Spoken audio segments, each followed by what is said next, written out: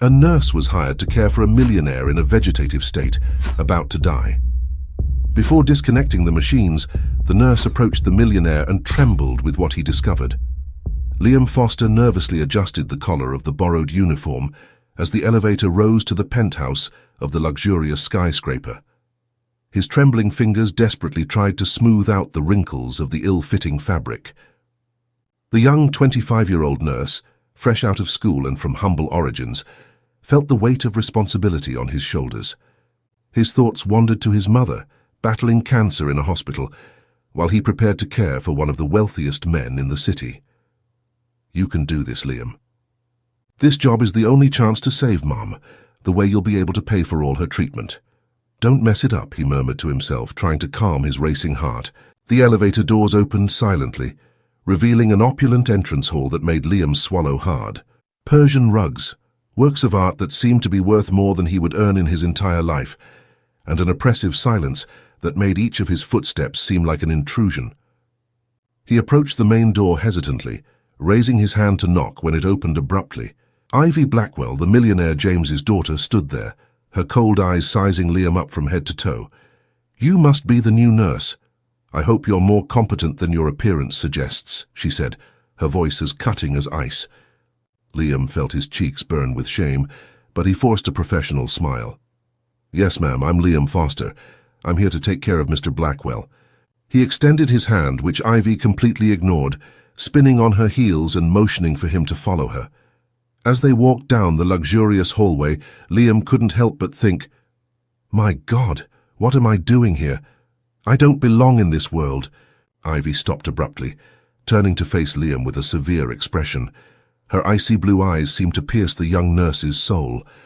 "Before we enter my father's room, let me make a few things clear," she began, her voice low and threatening. "This job requires absolute discretion and confidentiality. What you see, hear, or discover within these walls must never leave here. Do you understand?" Liam nodded quickly, feeling a lump form in his throat. Ivy continued, her tone growing even harsher. "Any mistake, any slip-up, no matter how small, will result in your immediate dismissal. There will be no second chance. Are we clear?" she asked.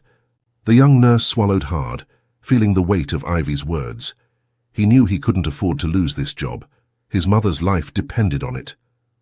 "Yes, ma'am. I understand perfectly. I promise I'll do my best and maintain the strictest confidentiality," Liam responded, his voice sounding firmer than he felt inside. His thoughts, however, were a whirlwind of worry and determination. "No matter what happens, I can't fail. Mom needs me, and I won't let her down." Satisfied with his answer, Ivy opened the door to the master bedroom, revealing a space that looked more like a luxury intensive care unit. Liam entered, his eyes wide at the impressive amount of state-of-the-art medical equipment. Monitors, infusion pumps, ventilators, everything seemed brand new and more advanced than anything he had seen during his internships at the university hospital. In the center of it all, lying on a comfortable-looking hospital bed, was James Blackwell. The contrast between the sophistication of the equipment and the frailty of the man in the bed was striking. James, once a powerful businessman, now looked small and vulnerable, his pale skin almost blending in with the crisp white sheets. Tubes and wires connected him to the machines that kept him alive, each beep and hum reminding everyone of the precariousness of his condition. Liam felt a wave of compassion wash over him. He may be rich, but in the end, we're all equal in the face of illness and death, he thought. Ivy broke the silence, her voice now laced with an emotion Liam couldn't quite decipher, perhaps a mixture of sadness and frustration. "My father has been like this for 3 months. The doctors say it's a vegetative state, but we refuse to give up." She turned to Liam, her eyes suddenly bright with unshed tears. "Your task is to take care of him, monitor his vitals and inform us of any change, no matter how small. Do you understand?" Liam nodded solemnly, feeling the weight of responsibility settle on his shoulders. "Yes, ma'am. I'll do everything in my power to care for Mr. Blackwell." He approached the bed, beginning to check the monitors and record the vital signs on a nearby clipboard. His movements were precise and professional, years of training taking over. As he worked, he couldn't help but think, if I could do half of this for my mom, so no, focus, Liam, one step at a time. As Liam performed his initial checks, Ivy watched him intently, her arms crossed and her posture rigid. She seemed to be evaluating every move the young nurse made, ready to point out any mistake. The silence in the room was broken only by the rhythmic beeps of the machines and James's soft, artificial breathing. Liam tried to remain calm, but he could feel beads of sweat forming on his forehead. "Take deep breaths, you've studied for this. You know what you're doing," he told himself. After a few minutes of silent observation, Ivy finally spoke, her voice a bit softer than before. "I'll leave you to familiarize yourself with the equipment and routine. The family doctor, Dr. Holloway, will come by later to discuss the case in detail." She paused, looking at her father with an expression that mingled love and despair. "Please take good care of him. He is all we have." With those words, she turned and left the room, leaving Liam alone with James and the constant hum of the machines. Now alone in the room, Liam let out a long, trembling sigh, allowing himself a moment of vulnerability. He looked at James, studying the face of the man who, until a few months ago, was known in the papers for his strength and determination in business. "Mr. Blackwell," Liam murmured softly. "I don't know if you can hear me, but I promise I'll do my best to take care of you. Together, we'll fight to bring you back." He paused, feeling an unexpected connection with the patient. "You know, my mother is sick too. I understand what your family is going through." Liam continued his meticulous work, checking every piece of equipment, adjusting tubes, and ensuring James was comfortable. As he performed these tasks, he couldn't help but notice the wealth of detail in the room. Family photos in silver frames, a bookshelf filled with books that looked like they had never been opened, and a window with a view of the city that stretched as far as the eye could see. It was a constant reminder of the world James belonged to, so different from his own. What must it be like to have all this? And yet, here he is, as powerless as any of us, Liam thought, adjusting a pillow. The hours ticked by slowly, Liam alternating between checking vital signs, administering medications, and performing basic care.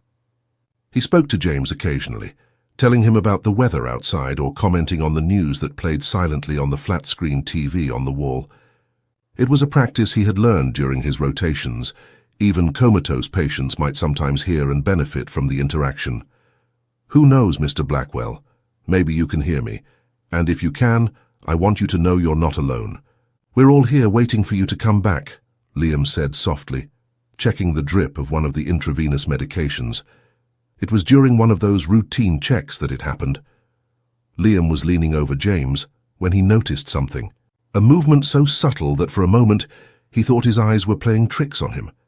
James's fingers, until then as still as the rest of his body, seemed to twitch ever so slightly. Liam blinked rapidly, certain he was imagining things. The fatigue and pressure of the new job must be affecting his perception. Impossible. After so long in a vegetative state, it couldn't be, he muttered to himself, leaning in closer to be sure. Liam's heart raced, a mixture of excitement and fear gripping him. He knew he should call Ivy immediately if there was any sign of change, but what if it was just his imagination? He couldn't afford to look incompetent or create false hope. "Mr. Blackwell," he called softly, his voice trembling with anticipation. "If you can hear me, if you can understand me, please try to move your fingers again." Liam held his breath, his eyes fixed on James's hands, praying for a sign. Any sign. The seconds ticked by, feeling like an eternity. Liam was about to convince himself he had indeed imagined it all, when it happened. It wasn't just a twitch this time, but a definite movement. James's fingers contracted, slowly but unmistakably. Liam felt his heart leap into his throat. "Oh my God," he whispered, adrenaline coursing through his veins. "He's responding. He's actually responding." The emotion was almost overwhelming, a mixture of joy, fear, and a staggering sense of responsibility. Without taking his eyes off James's hands, Liam leaned in even closer, his face now mere inches from the patient. He wanted to be absolutely certain before alerting the family or doctors. "Mr. Blackwell, if you can hear me, please squeeze my hand," Liam said, his voice a little louder this time, as he gently placed his hand in James's. What happened next was something Liam would never forget. James's hand, moments ago lifeless, suddenly sprang to life. His fingers closed around Liam's wrist with a startling, almost frightening strength. The shock was so great that Liam nearly cried out. He instinctively tried to pull away, but James's grip was firm, almost desperate. The millionaire's eyes, until then closed and motionless, suddenly flew open, wide and filled with an intensity that made Liam freeze in place. There was no doubt now. James Blackwell was awake, and more than that, he was trying to communicate something with a palpable urgency. Liam felt a chill run down his spine, a mixture of fear and excitement. "Oh my God," he thought, his heart pounding so hard it felt like it might burst from his chest. "What is happening here?" James's grip was surprisingly strong for someone who had been in a coma for so long. Liam felt panic rising in his chest as he struggled to break free. "Mr. Blackwell, please let me go," he pleaded, his voice trembling with fear and confusion. But James's eyes remained fixed on him, filled with a desperate urgency Liam couldn't comprehend. The young nurse tried to remain calm, but his heart was racing erratically. "What is he trying to tell me? Why does he look so terrified, gripping me so tightly?" he thought, feeling sweat beading on his forehead. The seconds dragged like hours as Liam continued in disbelief that James had not only responded, but also managed to control his movement. The millionaire's face was contorted in an expression that Liam couldn't decipher. Was it pain, fear, or something else? Liam tried to communicate with the patient again. "Mr. Blackwell, I'm here to help. If you can understand me, blink twice," he spoke with the firmest voice he could muster. But James merely continued to stare at him, his eyes wide and desperate. Suddenly, as abruptly as it had started, James's grip began to loosen. Liam felt the older man's fingers gradually relax until his hand fell limp on the sheet. James's eyes closed slowly, and his face returned to the placid expression from before. "Mr. Blackwell," Liam called softly, leaning closer. "Can you hear me? Please give any sign if you're listening to me." There was no response. James was again motionless, as if the last few minutes had never happened. Liam stepped away from the bed, his legs trembling so much that he had to lean against the wall to avoid falling. His mind spun, trying to process what had just happened. Was that real, or am I losing my mind? He muttered to himself, running his hand through his now sweat-damp hair, taking deep breaths several times, trying to calm his heart that was still racing. With unsteady steps, he approached the monitors, his eyes frantically scanning the screens for any sign of change. But all the numbers and graphs remained unchanged, showing the same patterns as always. "This doesn't make sense. How could he have had so much strength a moment ago and now? Nothing," he muttered to himself, running his hand through his hair in frustration. Liam's mind whirled with possibilities and doubts. He knew he needed to inform Ivy immediately, but a voice in his head warned him about the possible consequences. What if she doesn't believe me? What if she doesn't believe me and I lose this job? My mum needs the treatment. I can't risk everything for something that might have been my imagination, or something that won't happen again, he thought, biting his lip nervously. He looked at James again, so serene and motionless on the bed. But what if it wasn't my imagination? What if he really did wake up for a moment? I can't ignore that. The internal conflict consumed him, leaving him paralyzed between professional duty and fear of consequences. Finally, after what seemed like an eternity, Liam made his decision. With one last look at James, still motionless on the bed, he left the room in search of Ivy, his heart heavy with uncertainty over what he was about to do. The path to Ivy's office seemed endless. When he finally reached the office door, he hesitated, his hand hovering over the doorknob. It's now or never, he thought, gathering all his courage. He knocked softly and, after hearing a brief "come in," opened the door. Ivy was sitting behind an imposing desk, absorbed in a stack of documents. When Liam entered, breathless and pale, she looked up with an evident expression of irritation. "What is it now, Mr. Foster? Did something happen? Is my father okay because you look so nervous?" she asked dryly, her voice laced with impatience. Liam took a deep breath, trying to calm his nerves. His hands were trembling slightly, and he hid them in the pockets of his uniform. "Mrs. Blackwell," he began, his voice steadier than he expected. "Something happened with your father. He woke up for a moment." He grabbed my arm and opened his eyes. It was brief but real. "I swear on my life." Ivy's reaction was immediate and cold. She slowly rose, circling the desk with measured steps, her eyes fixed on Liam with an intensity that made him take a step back. The air in the office seemed to grow thicker, charged with tension. "You're telling me," she began, her voice dangerously calm, each word carefully pronounced, "that my father, who has been in a vegetative state for months, suddenly woke up, grabbed you, and then went back into a coma? All of this without any of the monitors registering any change?" she asked, making Liam swallow hard, feeling the weight of her gaze. He could see the disbelief and anger growing in Ivy's eyes, but he knew he couldn't back down now. "I know it seems impossible, Mrs. Blackwell," he said, trying to keep his voice steady, "but it's the truth. I saw it with my own eyes. Your father. He seemed to be trying to tell me something." Ivy moved even closer, invading Liam's personal space. He could smell her expensive perfume mixed with the scent of paper and ink from the office. "Mr. Foster," she said, her voice now laced with threat, "let me be very clear. If this is some kind of prank or attempt to get attention, you're messing with the wrong place. I will not tolerate false hopes or emotional manipulations in this house." She paused, her eyes boring into Liam's. "We're going back to my father's room now, and if this is a fabrication of yours, consider yourself not only fired but also sued for unethical conduct. Understood?" she asked coldly, and Liam nodded silently, feeling a knot form in his throat. The fear of losing his job and consequently the chance to help his mother weighed heavily on his chest. "God help me, because if she doesn't believe me, I'm lost," he thought, following Ivy out of the office. The path back to James's room seemed endless. Liam could feel Ivy's gaze burning on his back, laden with skepticism and irritation. The silence between them was oppressive, broken only by the sound of their steps on the marble floor. Liam tried to organize his thoughts, seeking a way to convince Ivy of what he had seen. What if it happens again while she's there? Maybe Mr. Blackwell can prove I'm telling the truth, he thought, a glimmer of hope arising. But another part of him feared that possibility. What if nothing happens? I'll be seen as a liar or worse, as someone trying to manipulate the family at such a delicate moment, he thought, terrified of that possibility. When they finally entered the room, James was exactly as Liam had left him, motionless, pale, connected to the machines keeping him alive. The constant beep of the monitors seemed to mock Liam, as if they were saying, "See? Nothing has changed." Ivy approached the bed, examining her father with critical eyes. She checked every monitor, every tube, looking for any sign of change. After a few moments of tense silence, she turned to Liam, her piercing gaze like a blade.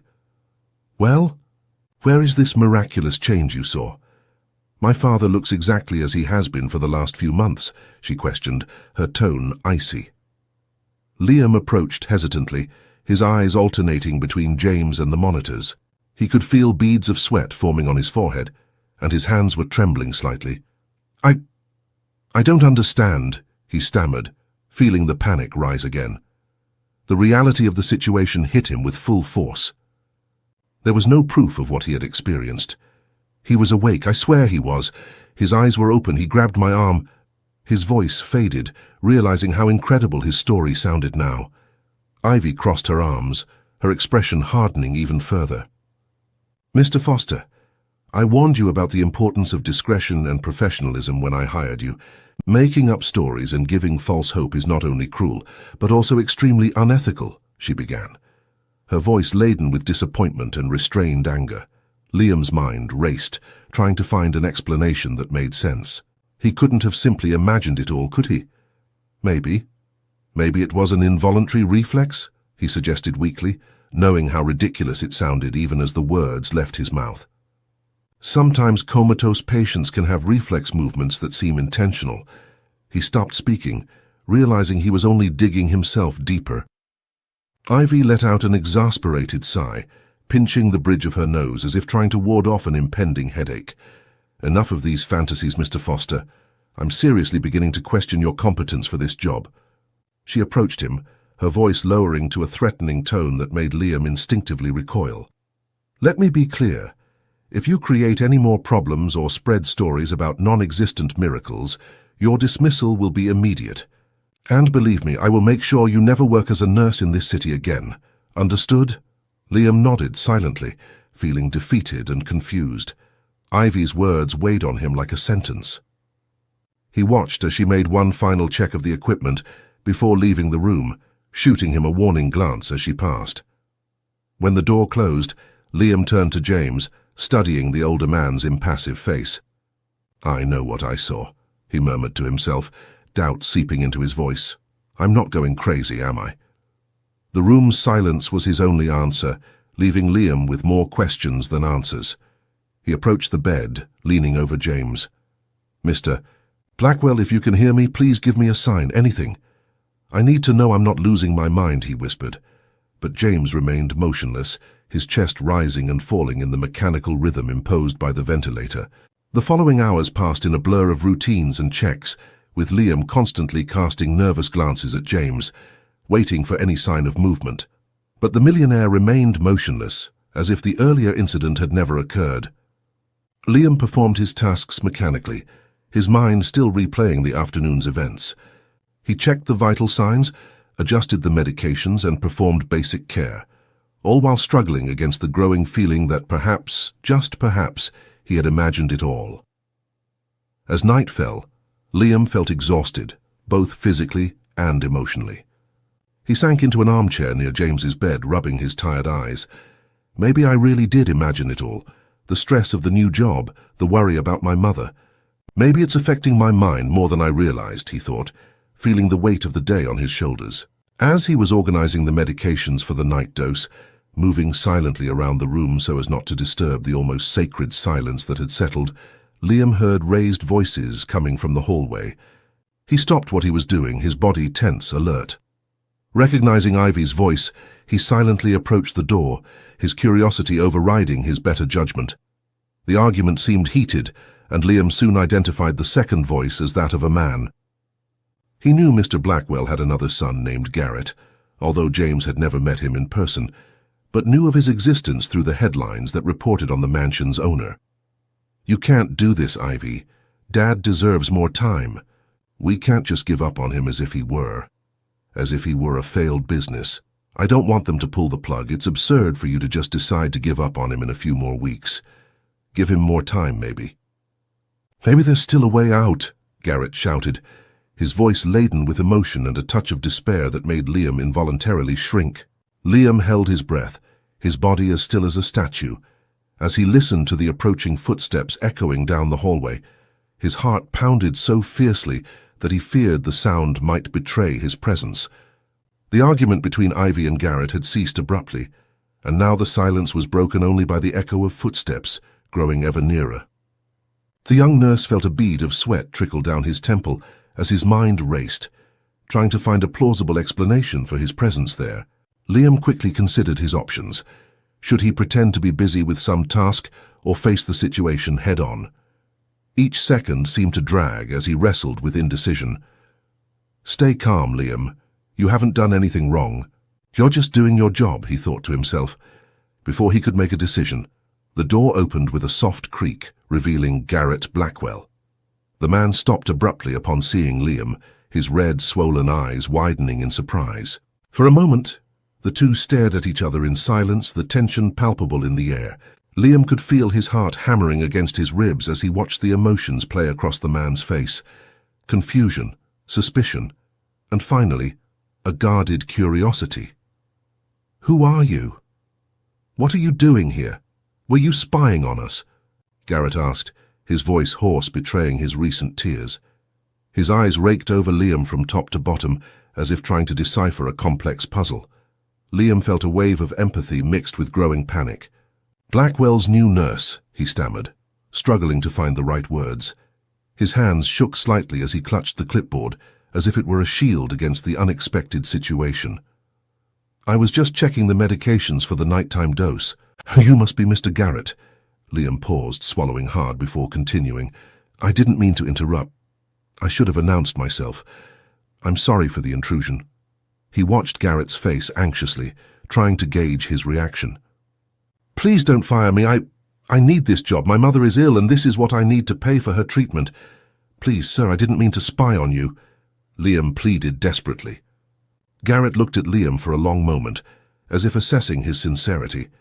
The silence between them was heavy, fraught with unresolved tension and unasked questions. Liam could feel beads of sweat forming on his brow as he struggled to maintain an outward calm and professionalism. Then, surprisingly, Garrett's face softened, the suspicion in his eyes giving way to something else, understanding, perhaps even a touch of hope. You heard our conversation, didn't you?" he asked, his voice low and laden with emotion. It wasn't an accusation, but rather a veiled plea for confirmation, as if Garrett were seeking an ally in his solitary struggle. Liam hesitated, the weight of the decision bearing down on him. He knew the truth could cost him his job, but honesty was deeply ingrained in his nature. Moreover, Garrett's evident suffering struck a chord within him, reminding him of his own struggle to save his mother. With a resigned sigh, Liam decided that the truth, risky as it might be, was the only path. "Yes, sir, I heard part of it," he admitted, his voice low but steady. "I'm sorry, it wasn't my intention to eavesdrop. I was just doing my job and I heard you." He paused, realizing further explanations might sound like hollow excuses. No matter what happens now, at least I've maintained my integrity, Liam thought. Garrett nodded slowly, processing Liam's admission. For a moment the hallway fell silent, the air heavy with the unspoken implications of the nurse's confession. Then, in a swift motion that caught Liam off guard, Garrett grabbed his arm and pulled him into a more secluded corner of the hallway. The urgency of the gesture was palpable, and Liam found himself dragged away from the bright lights of the main corridor into the shadows of a nearby alcove. "I need your help, Liam," Garrett whispered, his voice trembling with a mixture of desperation and determination. "My father. He can't die like this. Ivy, she wants... Well, I can't even complete the sentence. We can't let her make such a drastic decision alone. I know you took an oath as a nurse, so help me. Fight for him." His eyes sought Liam's, pleading for understanding and support. Liam felt the weight of the situation settle on his shoulders like a ton of bricks. He knew he was about to be dragged into the midst of a family conflict that could very well cost him his job and the chance to help his own mother. The ethical dilemma consumed him from within. On one hand, his professional duty demanded neutrality and discretion. On the other, his conscience screamed that he couldn't stand idly by while a life was potentially at stake. The anguish in Garrett's eyes was palpable, a reflection of Liam's own fear of losing a loved one. "Mr. Garrett," Liam began, choosing his words carefully, "I understand your concern, and I will always honor my oath. But I don't know how I can help. I'm just a nurse and a new one here. My influence is limited, and I also have a lot to lose." He hesitated, thinking of his mother, of his own struggles. Garrett squeezed Liam's arm harder, his eyes shining with a mixture of desperation and determination that made the young nurse swallow hard. "You're the only person who will spend enough time with my father to notice any change. I need you to be alert to any sign, no matter how small, that he's still in there. An eye movement, a hand squeeze, anything." Garrett insisted, his voice an urgent whisper, then paused, taking a deep breath before continuing. "I know I'm asking a lot, but think about it. What if it was your father in that bed? Wouldn't you do everything in your power to save him?" Garrett's words hit Liam like a punch in the gut. He felt his stomach twist with the irony of the situation. Just hours earlier, he had witnessed exactly the kind of sign Garrett was begging him to look for. The memory of James grabbing his arm, his eyes open and desperate, was still vivid in his mind. But revealing the incident now, after Ivy had so vehemently discredited him, seemed an enormous risk. Liam found himself torn between his professional duty, his desire to help, and his very real fear of losing everything. "Mr. Garrett, I promise I'm always alert to your father's condition. It's my duty as a nurse to observe and report any changes. But I need you to understand that my position here is delicate. Your sister made it very clear that..." Liam began, choosing his words carefully. Garrett interrupted him, his voice now an urgent whisper that barely contained his emotion. "Forget Ivy for a moment. What do you think, honestly? Is there any chance of my father recovering?" he pleaded, his eyes fixed on Liam's with an almost painful intensity. The question hung in the air between them, heavy with hope and fear. Liam could feel the weight of Garrett's expectations, the desperation of a son fighting to save his father. It was a feeling he knew all too well, an echo of his own struggle to save his mother. Liam closed his eyes for a moment, battling internally. His professional duty told him to be cautious, not to feed false hopes, but the image of James reacting, however briefly, wouldn't leave him. He knew that moment could be crucial, not only for James and his family, but for his own future as well. With a deep sigh, Liam opened his eyes, meeting Garrett's gaze with a mixture of compassion and determination. "I can't make any promises. Medicine doesn't always have definite answers, but I saw something today, something I can't fully explain." He paused, weighing each word, his voice low but firm. Garrett's eyes widened, a flame of hope kindling in them so bright it almost hurt to look. What did you see? Tell me, please. I need to know everything if there's any chance of saving him." "I need you to tell me. What happened?" he asked, his voice barely above a whisper. Then Garrett grabbed Liam's shoulders, shaking him gently in his urgency. The intensity of his reaction caught Liam off guard, reminding him of how much was at stake in this conversation. He opened his mouth to respond, to share what he had witnessed, feeling that maybe, just maybe, this could be the chance to make the difference he had always dreamed of as a nurse. But before Liam could form the words, Ivy's cutting voice echoed down the hallway, cold and sharp as a blade. "What's going on here?" She approached rapidly, her high heels clacking on the marble floor like gunshots. The sound seemed to mark the countdown to the end of Liam's career, each click a second closer to disaster. Her eyes sparked with anger as she looked from Garrett to Liam, her face a mask of controlled fury. "I should have known you'd try to influence the nurse, Garrett," she spat, before turning her attention to Liam. "And you, Mr. Foster, I thought we'd made the limits of your position here clear." Liam felt the blood drain from his face, icy fear spreading through his veins. He tried to pull away from Garrett, but the other man still gripped him tightly, as if Liam was his last hope. "Ivy, please," Garrett began, his voice pleading for understanding. But his sister cut him off with a brusque gesture, her eyes never leaving Liam's pale face. The young nurse could feel his dream of helping his mother slipping through his fingers, disappearing as quickly as it had surfaced. "Enough, Garrett," Ivy said, her voice laced with a finality that made Liam shudder. "We've discussed this. Your intrusion into family matters and clear breach of confidentiality are unacceptable," she continued, each word carefully enunciated, hitting Liam like a punch to the gut, leaving him breathless. He felt the panic rising, threatening to engulf him completely. "Mrs. Blackwell, please, I didn't mean to intrude. I was just doing my job. Please, I need this job. My mother." Liam pleaded, his trembling voice betraying his desperation. He stopped abruptly, realizing he was about to reveal personal information that might do nothing to improve his situation. The fear of losing everything he had worked so hard for consumed him, but he forced himself to remain steady, meeting Ivy's gaze. "Give me a chance to explain. I promise there won't be any more misunderstandings." The silence that followed seemed endless. Liam could hear his own heart pounding, the deafening sound in his ears. Garrett was still holding his arm, as if fearing that Liam might disappear if he let go. The tension in the air was palpable, charged with unspoken emotions and decisions that could change lives. Ivy opened her mouth to speak, her face a mask of unyielding determination. Liam braced himself for the final blow, his mind already racing to think of how he might possibly help his mother now. But before Ivy could utter the words that would seal Liam's fate, a shrill, terrified scream echoed through the apartment, cutting the air like a knife. The sound was so unexpected and laced with dread that everyone froze instantly, their faces turning in the direction it came from. "It came from Dad's room," Garrett whispered, his face suddenly pale as paper. Liam recognized the voice immediately.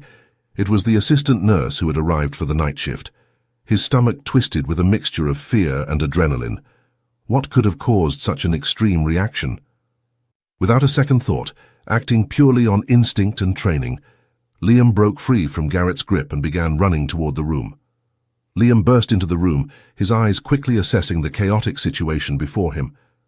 James Blackwell, previously motionless for months, was now in the midst of a violent seizure. His body was convulsing on the bed, muscles tightened in uncontrollable spasms. The assistant nurse was paralyzed with fear, her hands trembling as she tried uselessly to hold James down. The monitors were blaring shrill alarms, their displays flashing in urgent red. Without hesitation, Liam took control of the situation. "Stand back, I need space to work," he shouted, gently pushing the assistant nurse aside. His thoughts raced as he approached the bed. "Stay calm, Liam. You've trained for this. Every second counts." With swift, precise movements, Liam began performing emergency procedures. He rolled James onto his side, protecting his head to prevent injury. "You, get me the emergency kit and 10 milliliters of diazepam now." He pointed at the assistant nurse, his voice firm and authoritative. The nurse, still trembling but grateful for clear instructions, rushed to comply. Ivy and Garrett had arrived at the doorway, their faces pale with shock. "What's happening? Why is my father like this?" Ivy demanded, her voice betraying the fear she felt. Liam answered without taking his eyes off James. "Severe seizure. Please stand back and let me work." The nurse returned with the kit and medication. Liam administered the diazepam swiftly, his movements fluid and assured. "Monitor his vitals and report any changes to me," he instructed the nurse, who now seemed more composed. He continued working tirelessly, checking James's airways, adjusting his body position, ever watchful for any sign of improvement or deterioration. The minutes seemed to drag on, each second marked by the frantic beeps of the monitors and Garrett's muffled sobs in the background.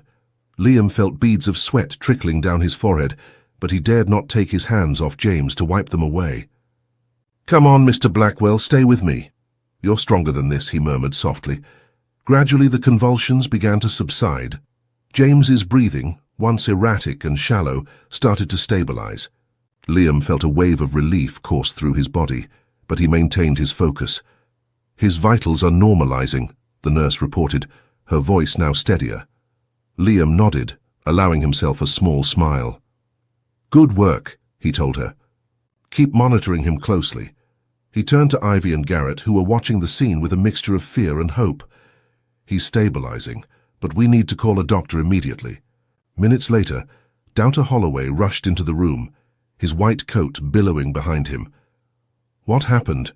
I received an emergency call from Mrs. Ivy. Can you brief me on what happened with the patient?" he asked, already moving to examine James. Liam stepped aside, allowing the doctor full access to the patient. He quickly recounted the events, his voice professional and concise. "Generalized seizure, approximately 5 minutes in duration. Administered 10 milligrams of diazepam and performed standard emergency procedures."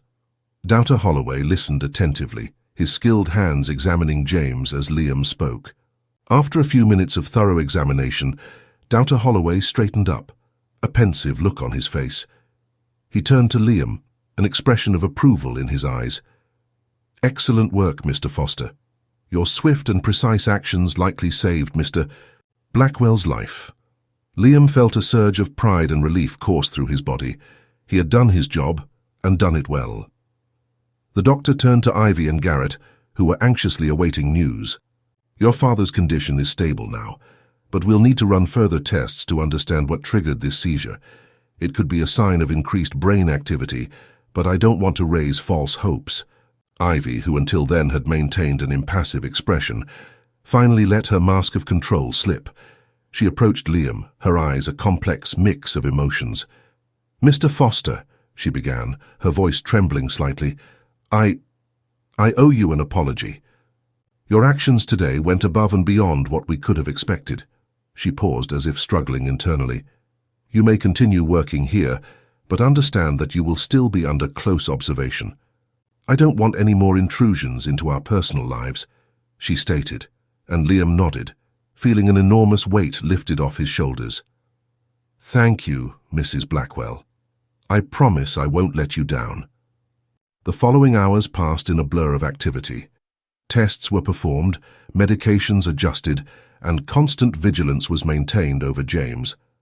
Liam worked tirelessly, assisting Dr. Holloway and ensuring that James remained stable. The room, once an oasis of calm, was now a hub of frantic activity. Nurses came and went, bringing equipment and test results. Liam coordinated everything with an efficiency that surprised even himself. "So we need another scan," he demanded, his mind focused, processing every new piece of information and adjusting the care plan as needed. When he finally had a moment to breathe, Liam found himself alone in the room with James. The silence was a welcome change after the previous chaos. He allowed himself to drop into a chair near the bed, exhausted but vigilant. "That was a close one, Mr. Blackwell. But you're a fighter, aren't you?" he murmured, observing the now serene face of the patient. Liam rubbed his tired eyes, feeling the weight of the day's events.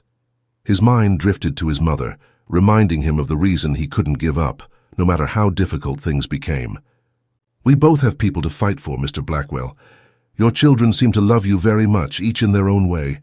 Let's not disappoint those who love us," he said softly. As he straightened the room, trying to restore some order after the confusion of the emergency, Liam came across something unexpected. Hidden among some papers in a drawer, there was an old photo album. Intrigued, he picked it up, feeling the weight of the memories contained within its pages. The leather cover was worn but still elegant, with the name Blackwell embossed in gold letters. Perhaps this could help, he thought, remembering having read about the benefits of familiar stimuli for comatose patients. He approached James's bedside, carefully opening the album. "Mr. Blackwell, I found some old photos. Would you like me to describe them to you?" he said softly. Liam began slowly flipping through the album, describing each photo to James. There were images of a young, happy family, James, much younger, with Ivy and Garrett as children, holiday snaps, birthdays, everyday moments frozen in time. "Look, Mr. Blackwell, this must be from Ivy's first birthday," Liam commented, describing a photo of a smiling baby with cake on her face. "And here, is that you teaching Garrett to ride a bike?" As he spoke, Liam watched James's face intently, searching for any sign of reaction. That's when it happened. So subtle it was almost missed, James's eyes moved, following the images Liam was showing. Liam's heart leapt. "Mr. Blackwell, can you hear me? Can you see the photos?" he called, leaning in closer. Excited by the possibility of a breakthrough, Liam decided to call Garrett. He knew he was risking a lot, especially after Ivy's warning, but he felt it was the right thing to do. His hands trembled slightly as he picked up the phone. "Stay calm, Liam, this could be important, but try not to give false hope," he murmured to himself. Quickly, he sent Garrett a message, asking him to come to the room immediately. As he waited, he continued showing James the photos, his heart racing with the hope that perhaps, just maybe, they were witnessing the beginning of a miracle. "Come on, Mr. Blackwell. Show us you're still in there." "Your family needs this sign," he whispered encouragingly. Garrett arrived within minutes, his face a mixture of anxiety and hope. He rushed into the room, his eyes darting between Liam and his father. "What is it, Liam? Has something happened? Has there been a change since we left?" he asked, his voice thick with emotion, a blend of fear and anticipation. Liam nodded, trying to contain his excitement so as not to raise expectations too high. "I believe so, Mr. Blackwell." "Your father?" "I think he's responding to the photos. Look." He started showing the images again, narrating each one as he had before. His eyes flicked between the album and James's face, anxiously awaiting a repeat of the movement he had witnessed moments earlier. But to his despair and confusion, James remained utterly motionless. There was no eye movement, no sign of the reaction Liam was certain he had seen just moments ago. The room seemed to have grown quieter, the tension palpable in the air. Liam continued displaying the photos, his voice growing increasingly anxious as he turned the pages. "Look, Mr. Blackwell, here you are at Ivy's wedding. Do you remember that day?" But James remained impassive, his face a mask of serenity that now seemed to mock Liam's hopes. Garrett watched for a few minutes, his initially hopeful expression morphing into one of disappointment. The light of hope in his eyes gradually dimmed, replaced by a deep sadness that Liam could almost feel physically. Finally, Garrett placed a hand on Liam's shoulder, gently interrupting his frantic narration. He turned to the nurse, his eyes a complex blend of emotions, sadness, frustration, and what hurt Liam the most, a flicker of suspicion. "Liam, I understand you want to help, but are you sure about what you saw?" "There doesn't seem to be any reaction now," Garrett said, his voice weary and defeated. Liam felt his stomach sink. The disappointment on Garrett's face was like a weight on his chest. He knew what he had seen, but how could he prove it?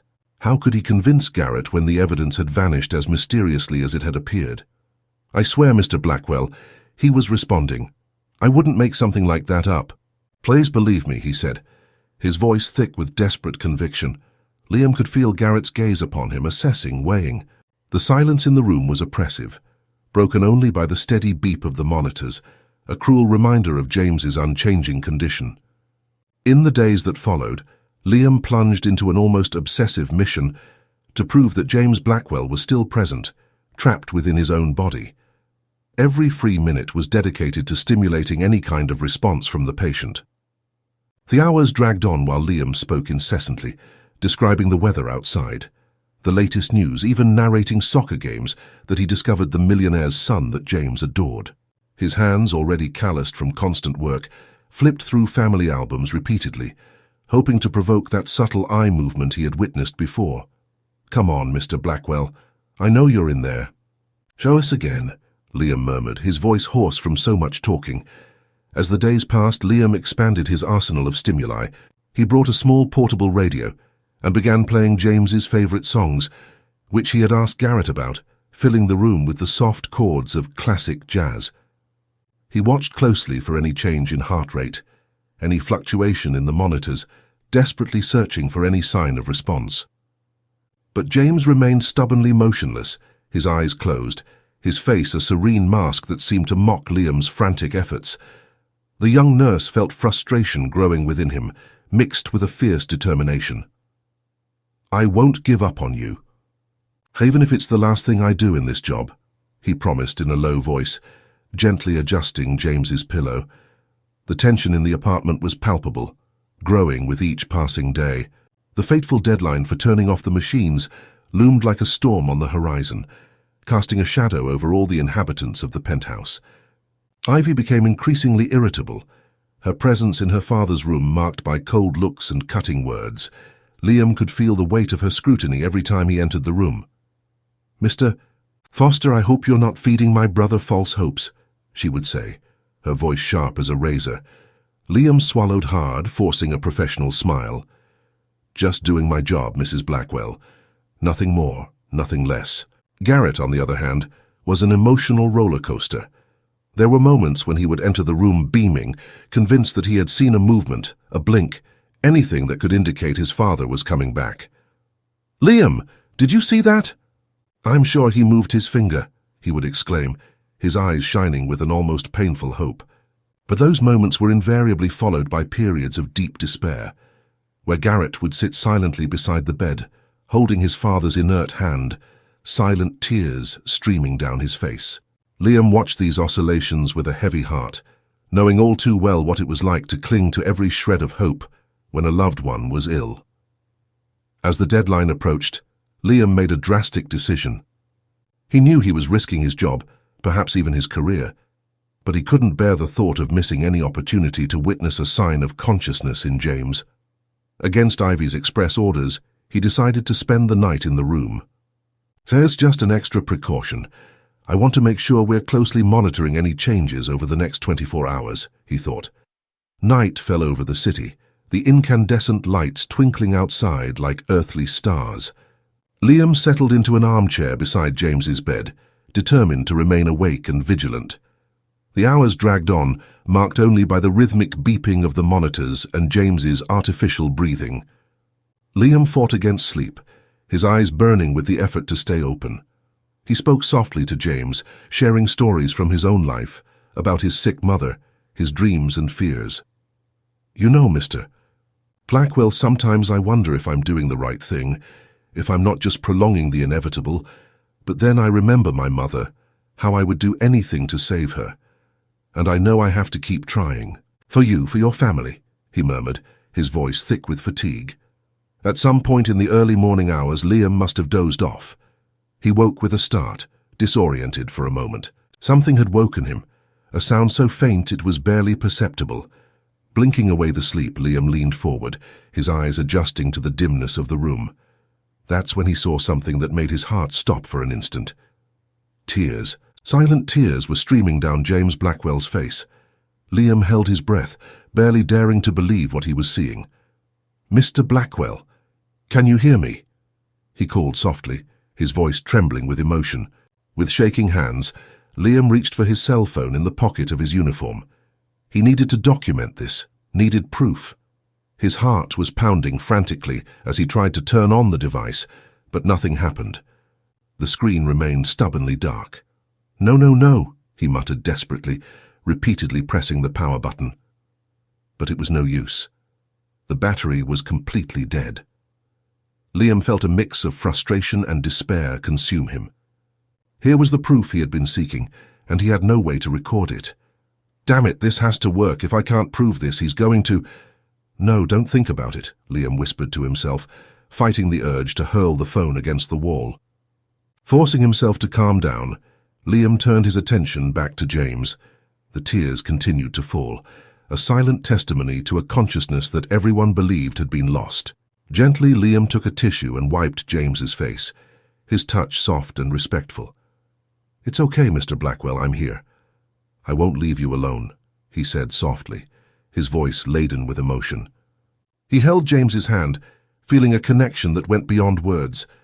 "We're going to show them you're still in there. Together, we're going to fight for your life." Time seemed to have stopped in that room. Liam remained by James's side, observing every movement, every breath with an almost painful intensity. He spoke softly, words of encouragement and comfort flowing from his lips in a steady stream. "You're stronger than this, Mr. Blackwell. I know you can hear. I know you're fighting to come back to your family. Don't give up now." James's tears eventually ceased, but Liam remained vigilant, afraid to miss any other sign of consciousness. As the first rays of sunlight began to seep through the cracks in the curtains, Liam felt the weight of the night on his shoulders. He was exhausted, physically and emotionally drained, but also filled with a renewed determination. Now he knew without a shadow of a doubt that James was still present. The challenge now was to convince the others, especially Ivy. Liam knew that without concrete proof, his words could easily be dismissed as the ramblings of an exhausted and emotionally invested nurse. "How can I make them believe? There has to be a way," he muttered to himself, running his hand through his hair in frustration. Lost in his thoughts, Liam almost didn't hear the soft click of the doorknob turning. His heart leapt into his throat when he saw the bedroom door slowly opening. For a moment of panic, he considered pretending to be asleep, but knew that would only make things worse if he was caught. So he straightened up in his chair, bracing himself for whatever might come next. The door opened fully, revealing the unmistakable silhouette of Ivy Blackwell. Liam felt his blood run cold. What was she doing there so early? And, more importantly, what would she do upon finding him there, clearly having disobeyed her orders? Ivy entered the room, her eyes adjusting to the darkness. When her gaze fell upon Liam, sitting by her father's bedside, a mixture of emotions flashed across her face: surprise, irritation, and something else Liam couldn't quite decipher. For a tense moment, no one spoke. The silence was broken only by the steady beep of monitors and James's artificial breathing. Finally, Ivy took a step forward, her voice low but cutting through the stillness of the room. "Mr. Foster, just what do you think you're doing here?" Liam swallowed hard, his mind racing to find the right words. He knew this moment could define everything: his job, James's future, perhaps even his own career. "Mrs. Blackwell, I know this looks irregular, but something happened tonight that you need to know about," he began, forcing his voice to remain steady. He paused, gathering courage before continuing. "Your father." He cried. Real tears. I saw it with my own eyes. Liam watched Ivy's face, searching for any sign that she believed him. "Please," he thought desperately, "please believe me." Ivy's expression was difficult to read. She took a few more steps into the room, her eyes alternating between Liam and her father's serene face. "Tears. Mr. Foster, I understand you want to help, but," she repeated, her voice a mixture of skepticism and what might have been hope. She stopped, seeming to struggle with her own emotions. Liam saw an opportunity and seized it with both hands. "I know how it sounds, but I swear on my life it's true. I tried to record it, but my phone was dead. Mrs. Blackwell, I know I don't have concrete proof, but I beg you to consider the possibility. What if your father is still in there fighting to communicate?" he said quickly, rising from his chair. The silence that followed seemed endless. Liam could hear his own heart pounding frantically, the deafening sound in his ears. Ivy remained still, her gaze fixed on James. When she finally spoke, her voice was almost a whisper. "Do you have any idea what you're doing, Mr. Foster? Hope. It can be cruel." She turned to face him, her eyes glistening with unshed tears. "If this is just your imagination or worse, some kind of manipulation so you don't lose your job." Liam felt a knot form in his throat. He took a step towards Ivy, his voice laden with sincerity. "I understand your fear, Mrs. Blackwell, but what if it's true? What if your father really is trying to come back to us? We can't give up on him now." At that moment, as if answering Liam's words, a soft sound filled the room. It was barely perceptible at first, but soon became clear to both of them. James Blackwell was softly groaning, a sound neither of them had heard in months.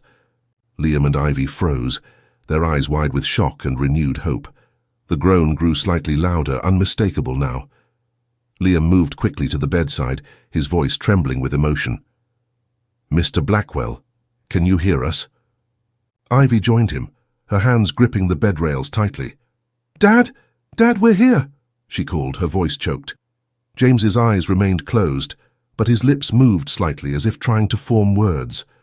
Liam and Ivy exchanged a look of amazement and renewed hope. The impossible was happening before their very eyes. James Blackwell, the man everyone thought was lost forever, was giving undeniable signs of consciousness. Liam felt a wave of emotion wash over him, a mixture of relief, joy, and an overwhelming sense of purpose. He had believed when everyone else had given up, and now everything was about to change. "Call Doubter Holloway. I think we just witnessed the start of a miracle," he told Ivy, his voice firm and resolute.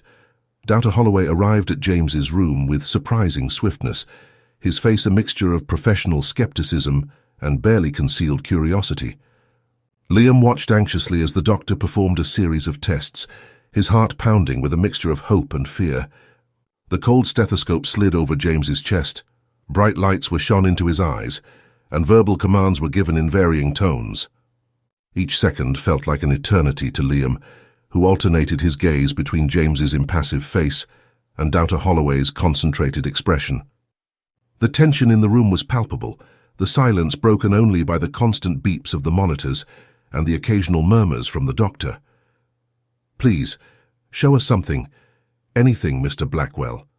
Prove you're still in there," Liam thought desperately, his hands clenched into fists by his sides. After what seemed an eternity, Doubter Holloway stepped back from the bed, his face now a carefully constructed mask of professionalism.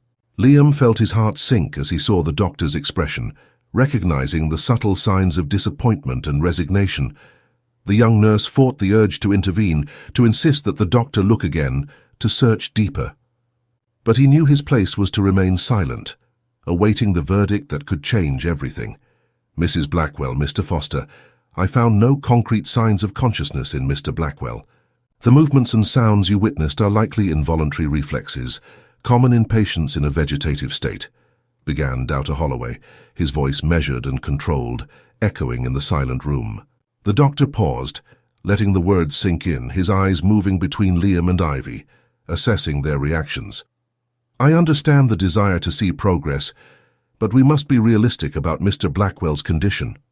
Liam felt like the ground had disappeared from beneath his feet, an abyss of despair opening in his chest. He opened his mouth to protest, to insist that what they had witnessed was more than mere reflexes, but the words died in his throat as he saw the expression on Ivy's face. She had transformed before his eyes, the momentary hope giving way to a calculated coldness that made Liam shudder. It was as if a curtain had fallen, hiding any trace of emotion behind a facade of business efficiency. "I understand, Doctor. In that case, I believe there is no longer any reason to prolong this. The machines will be turned off as soon as possible," said Ivy, her voice cutting through the air like a blade of ice. The words hung in the air, heavy and final like a death sentence. Liam felt panic rising in his chest, a wave of nausea threatening to overwhelm him. No, it can't end like this. Not after everything we've seen, he thought desperately, his hands gripping James's bedrail as if he could anchor the man to life by force of will alone. Mrs. Blackwell, please, you can't make such a drastic decision now. What I saw tonight, the tears, that has to mean something. We need more time, more tests, Liam interjected, his voice trembling with emotion, the words tumbling out in a rush of desperation. He looked pleadingly at Dr. Holloway, seeking support, but the doctor only averted his gaze, clearly uncomfortable with the situation. But before Liam could continue his appeal, Ivy cut him off abruptly, whirling on her heels to face him.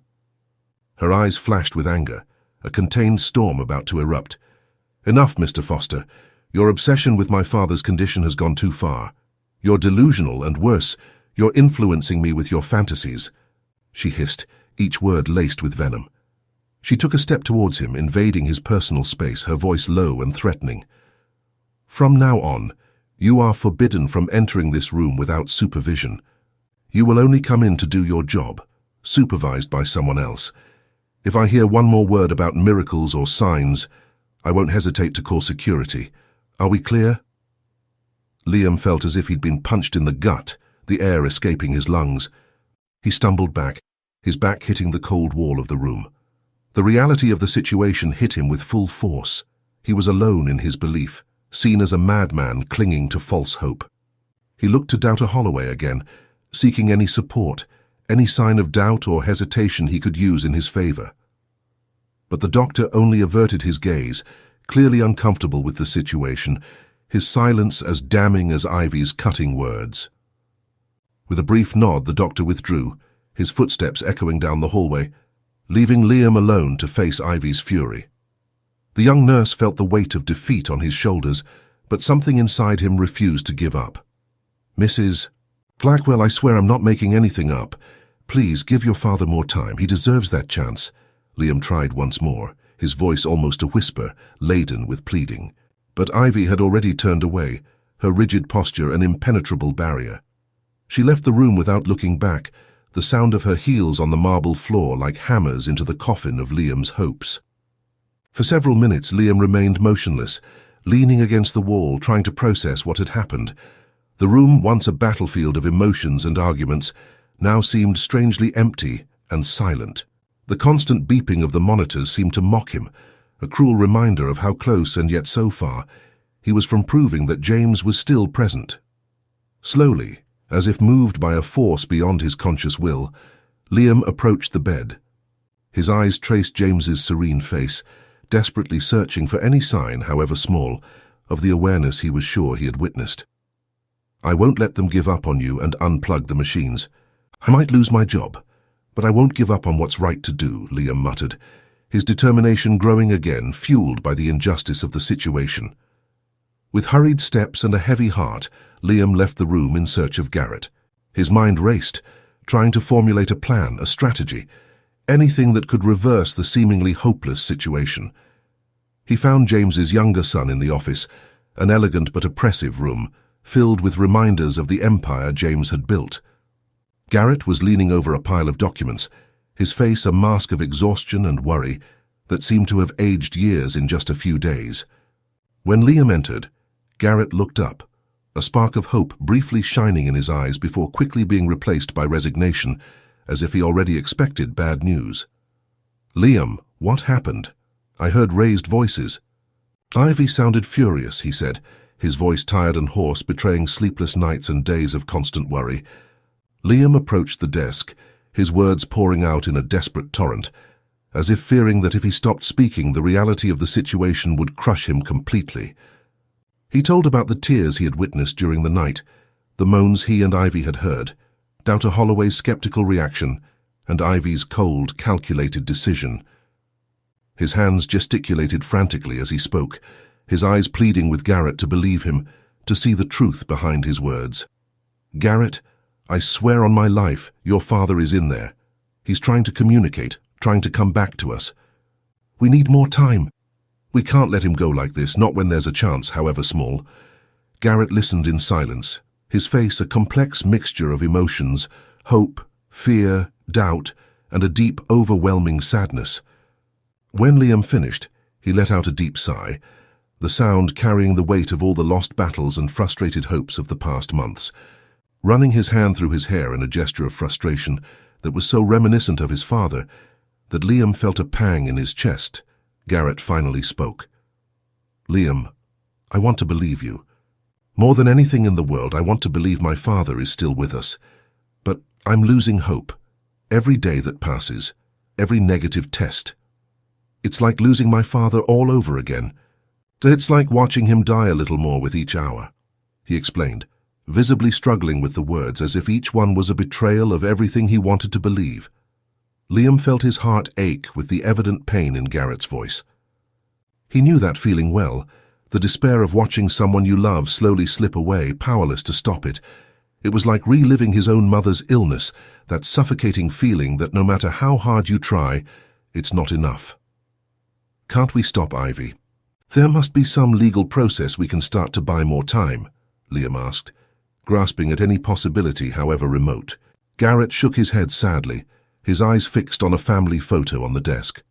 James, younger and full of life, his arms around a young Ivy and Garrett. "She has the medical power of attorney, Dad."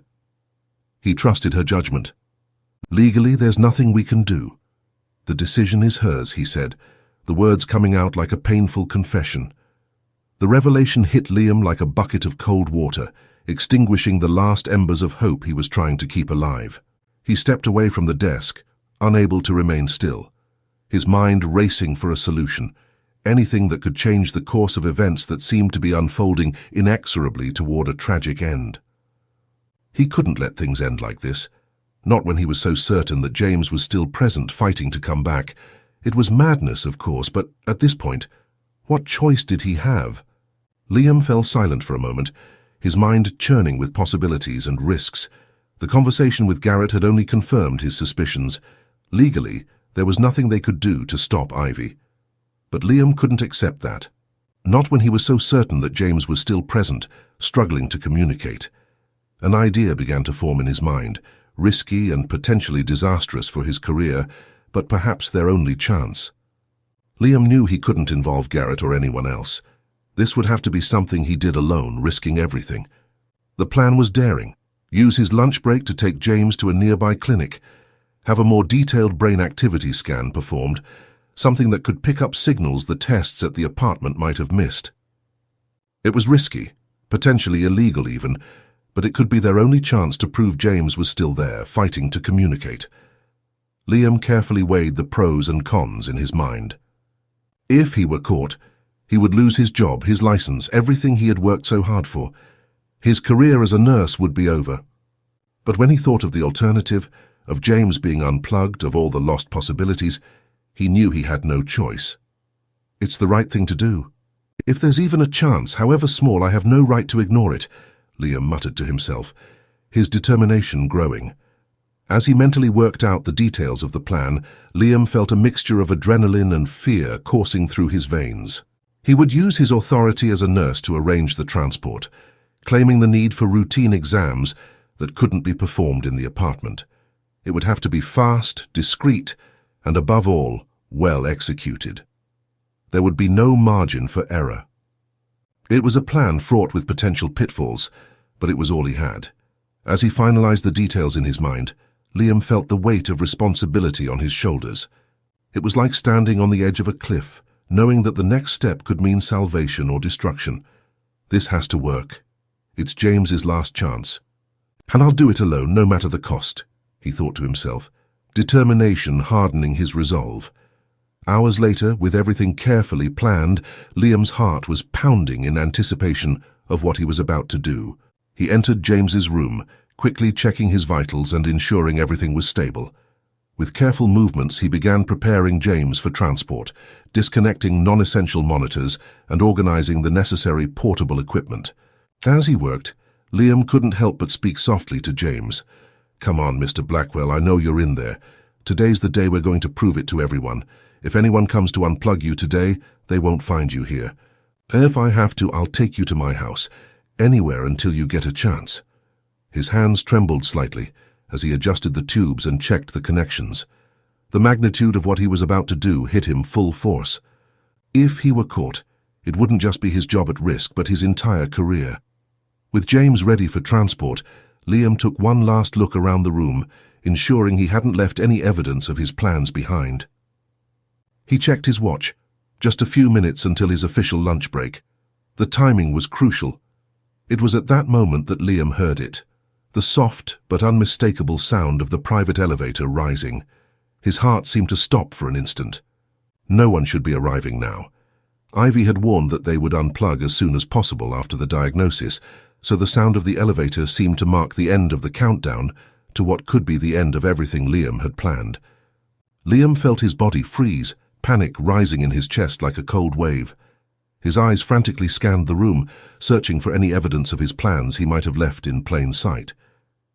The transport cart, the equipment bags, it all needed to be hidden and fast.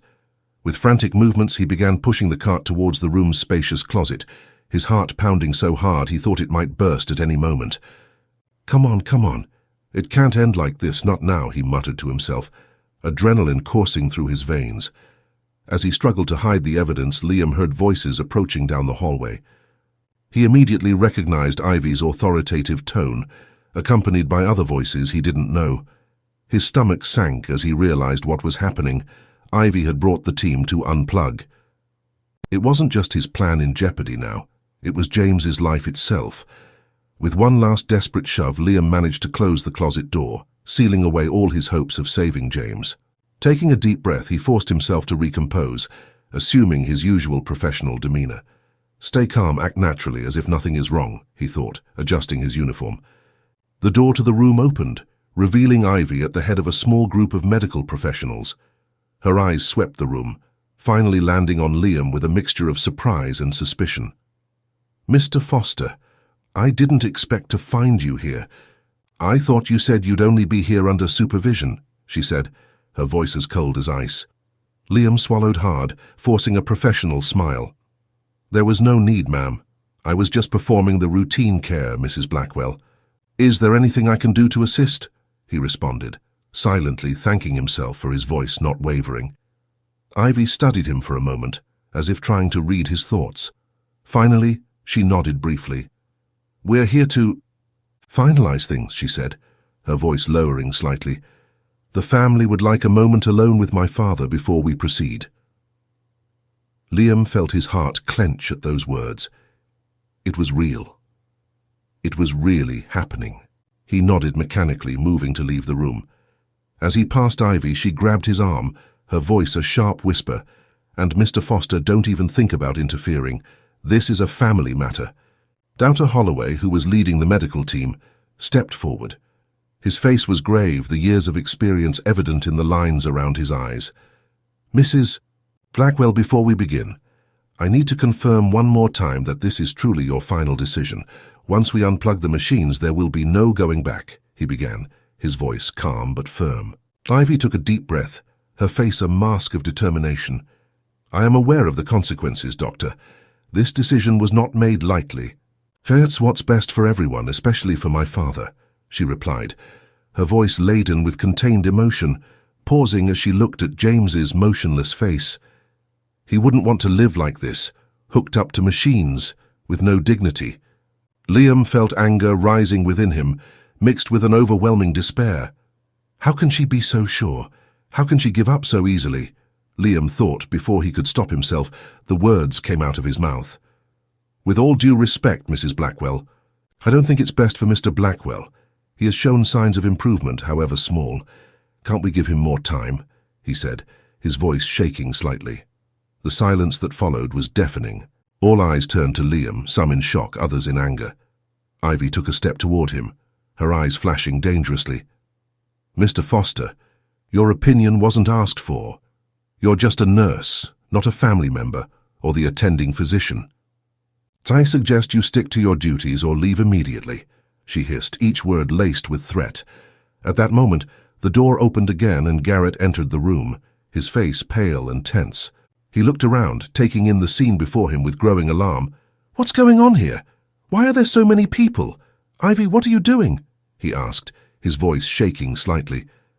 Ivy turned to her brother, her expression softening slightly. "Garrett, you arrived just in time to say goodbye. We're about to let Dad go," she said, trying to keep her voice calm. Garrett's eyes widened in understanding and horror. "No, you can't do that, not without consulting me." "He's my father too, Ivy," he shouted, advancing toward James's bed. He turned to Liam, his eyes pleading for support. "You don't agree with this, do you? Tell me you don't agree with this." Liam shook his head vehemently, feeling a wave of relief at finally having an ally. "No, Mr. Blackwell, I don't agree. I believe your father still has a chance. He has shown signs of improvement, small but significant. If we could just give him more time." "Enough, Liam Foster, you're fired. Leave this room immediately. Your interference in family matters is unacceptable. I've given you too many chances already. Enough is enough. Leave my house now," Ivy shouted, her composure finally breaking. She turned to Liam, her eyes flashing with anger. Liam felt like he had been punched in the gut. Being fired meant losing not only his job, but the chance to help his own mother. The tension in the room was palpable, the air heavy with unspoken emotions and conflicts about to erupt. Garrett looked from Liam to Ivy, clearly torn between his desire to believe there was hope and the fear of clinging to false expectations. "Ivy, what if Liam is right? What if Dad really does have a chance? Can't we at least consider giving him more time?" He began hesitantly, putting a hand on his sister's arm. Ivy let out a bitter laugh, pulling away from Garrett's touch. "You too, Garrett. Don't you see this is just prolonging the inevitable? Dad wouldn't want to live like this, dependent on machines with no quality of life. We're being selfish keeping him here. Besides, he appointed me as his legal medical proxy. There's nothing you can do, and Dad was undoubtedly right about that. You're delusional to believe there's any chance here. The doctors have already said they've done all they can.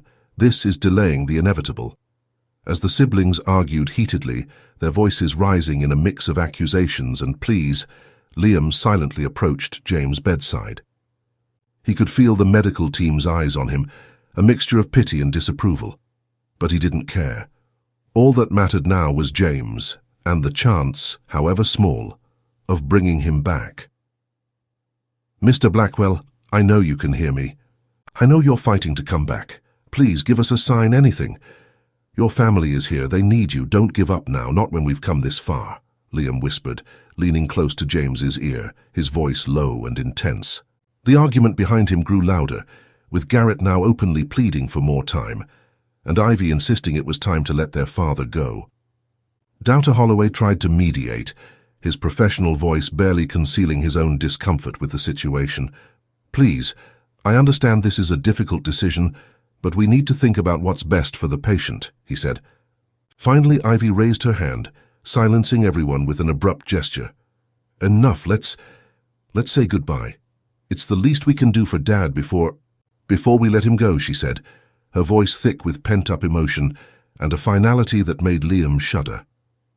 Silence fell over the room, heavy and oppressive, as Ivy approached the bed.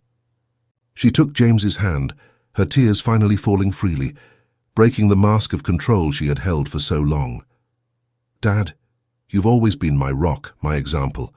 I know we didn't always agree, that I was often stubborn and difficult, but I want you to know how much I love and admire you. You taught me to be strong, to fight for what I believe in, and that's what I'm trying to do now. I promise to take care of everything, the company, Garrett. You can rest now, Dad, we'll be okay," she said, her voice trembling with suppressed emotion. Garrett was next, his voice choked with barely contained emotion. He knelt beside the bed, holding James's other hand as if it were a life raft. "Dad, I'm so sorry. Know that I fought for you and will fight until the last second. Forgive me for all the times I disappointed you, for not being the son you wanted me to be. But I want you to know that I've always loved you, always wanted to be like you, even when it seemed we were on opposite sides. I'm going to miss you every day, Dad. Please, if you can hear me, know that I love you." Liam watched the scene, his heart breaking at the evident pain on Ivy and Garrett's faces. He wanted to scream, to beg for more time, to insist there was hope. But he knew it wasn't his place, that this moment was for the family. All he could do was pray silently, begging for a miracle that seemed to grow more distant with each passing moment. Closing his eyes for a brief moment, Liam murmured a desperate prayer. God, if you're listening, please don't let it end this way. Dr. Holloway stepped forward, his expression grave and compassionate. We're ready to proceed. Is there anything else the family would like to say before we begin the process? He said softly, looking from Ivy to Garrett. Ivy and Garrett exchanged a glance, years of rivalry and misunderstanding momentarily forgotten in the face of the magnitude of the moment they were about to face together. They shook their heads in unison, words failing in the face of the reality of what was about to happen. The doctor moved to the life support controls, his hand hovering over the master switch. Liam felt his heart rate quicken, the sound of his own pulse deafening in his ears. This was it, the point of no return. Without thinking, he began to pray fervently, silent words pouring from his lips in a desperate plea. Please God, we need a miracle, please, it's a life. I know I don't pray as much as I should, but please help James, he begged in his mind, a prayer filled with faith and sincerity. Dr. Holloway looked to Ivy, seeking final confirmation. Liam saw the moment she nodded, as if it were in slow motion, each second dragging painfully. It was now or never. He couldn't stand by, couldn't let this happen without making one last desperate attempt. Wait! Liam shouted, his voice echoing in the silent room. All eyes turned to him, shocked by the sudden outburst. Ignoring the stares, Liam leaned over James, his voice low and intense, charged with all the emotion and hope he'd been holding back these past few weeks. Mr. Blackwell, I know you're in there. I know you can hear me. Please, give us a sign. Anything. Your family is here. They love you. They need you. Fight, Mr. Blackwell. Fight with everything you've got. Show everyone you're still here, that there's still hope. The silence that followed was deafening. Liam could feel Ivy's furious glare burning into his back, could hear the doctor's exasperated sigh. But he didn't care. His eyes were fixed on James's face, desperately searching for any sign of response. Please, I believe in you. Show them you're still here, he whispered, so low only James could hear. And then it happened. At first it was just a low hum, barely perceptible. But soon the sound grew, swelling into a frantic beeping that cut through the room's silence like a knife. Liam whirled around, his eyes wide with shock, to the monitor measuring brain activity. The screen, previously showing only flat, monotonous lines, now displayed unusual spikes of activity. It was as if James's brain had suddenly awoken, pulsing with a life and energy no one believed possible. A true miracle.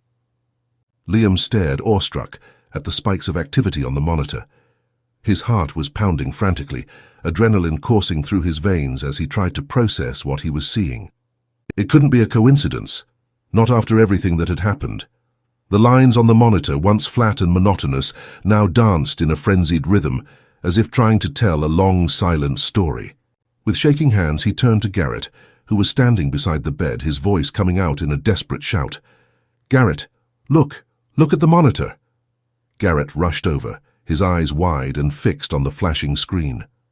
James's son seemed transfixed by the movement of the lines, his breathing growing quicker as he grasped what he was seeing. My God, this is real, he whispered. Liam nodded frantically, barely able to contain his emotion. His voice shook as he replied, It's brain activity. Your dad is responding. He's still here, Garrett. He's still fighting. Both stood there, moved, observing the clear evidence of James's brain activity. It was as if time had stopped, the outside world fading away as they witnessed what could only be described as a miracle. The rhythmic beep of the heart monitor, once a constant reminder of James's fragile condition, now seemed a chorus of hope. Garrett held his father's hand, tears flowing freely down his face, each drop carrying years of pain and regret. Dad, you're in there, aren't you? You're fighting to come back to us. Please keep fighting. We're here waiting for you, he murmured, his voice choked with emotion. Liam placed a comforting hand on Garrett's shoulder, feeling the tremor that ran through the other man's body. His own voice was thick when he spoke. Dr. Holloway, please confirm this. I think we're witnessing something extraordinary, something that transcends the medical science we know. Dr. Holloway, who was about to turn off the machines, quickly approached the monitor. His face, normally a mask of impassive professionalism, now showed a mixture of confusion and intense interest. He examined the data on the screen closely, his eyes narrowing as he analyzed the activity patterns. His years of experience seemed challenged by what he saw before him. "This is unusual," he muttered, more to himself than to the others. His skilled hands adjusted some controls, as if he were trying to confirm that what he saw was real and not an equipment malfunction. Garrett pressed him, anxious, his voice trembling with hope and fear. "What does this mean, Doctor? Is my father waking up? Is he going to come back to us?" The doctor raised a hand, asking for patience, although his own eyes betrayed a glimmer of scientific excitement. "Let's not get ahead of ourselves, Mr. Blackwell. These patterns are certainly unusual for someone in a vegetative state, but we need to run more tests before drawing any conclusions. The human brain is still largely a mystery to us." Dr. Holloway began to examine James meticulously, his movements precise and careful. He checked his vital signs, observing every fluctuation on the monitors with redoubled attention. His skilled hands performed a series of basic neurological tests, looking for any sign of conscious response. Liam and Garrett watched anxiously, each movement of the doctor seeming to last an eternity. The silence in the room was broken only by the beep of the monitors and the occasional murmur from Dr. Holloway as he worked. "Doctor, have you ever seen anything like this before? In any other patient? Anything that might give us an idea of what to expect?" Liam couldn't help but ask, his professional curiosity mingling with his personal hope. The doctor paused, considering the question. His eyes turned to Liam, laden with a mixture of caution and fascination. "Honestly, Mr. Foster, not with this intensity. It's intriguing, to say the least.